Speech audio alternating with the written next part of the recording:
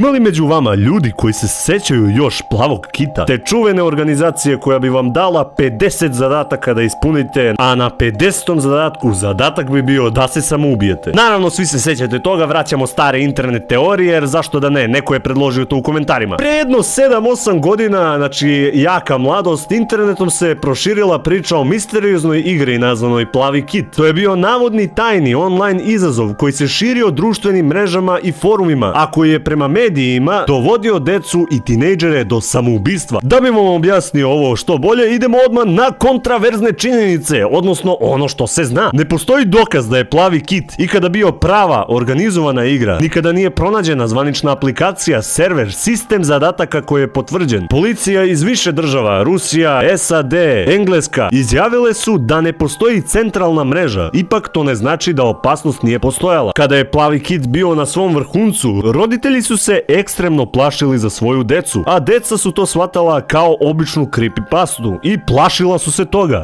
Onda su se pojavili takozvani podjebavači. Znate onu sisu iz društva koja kaže ne raspravljaj se s njim, nabodi ga, i uvek započne sranje i jebi ga, ode si dalje. To je bilo slučaj i ovde. Pojedinci su iskorišćavali paniku koja se stvorila, slali su poruke deci, znam gde živiš, ako ne poslušaš šta ti kažemo, povredit ćemo tvoju porodicu. Koristili su psihološku manipulaciju, strah, izolaciju, već postojeću depresiju kod žrtava, da bi imali neki vid koristi od njih, što znači da sama igra Plavi kit nije postojala, ali da su na talasima te igre ljudi radili slične stvari. Mediji su igrali ogromnu ulogu u širenju straha. Naslovi poput igra koja ubija decu, 50 zadataka do smrti. Tim svojim šokantnim naslovima stvorili su moralnu paniku, dali su ideju onima koji ranije nisu čuli za to. Tako da su najveći problem bili mediji koji su raširili lažnu paniku. Više o ovom fenomenu možete pogledati u videu Stefana Simića, koji je i sam legalno prevario medije. Većina navodnih slučaja nije imala direktnu vezu s igrom. Mnoga deca su imala već psihološke probleme, bila zlostavljana, bila u depresiji. Plavi kit je korišćen često kao lak odgovor za mnogo dublje probleme. Tako da eto, nadam se da sam i ovo uspeo da upropastim. Fondacija i igra ili šta god već, Plavi kit nije postojala, već su ljudi jednostavno zli, izopačeni i evidentno maloumni. A kad smo kod pozdrava, pozdrav u ovom klipu dobija Spektra Fermin 8009 koji je predložio ovu temu, tako da pozdrav za brata. Ako želite da budete pozdravljeni u klipu, komentar sa najviše lajkova bit će pozdravljen, čao, vidimo se.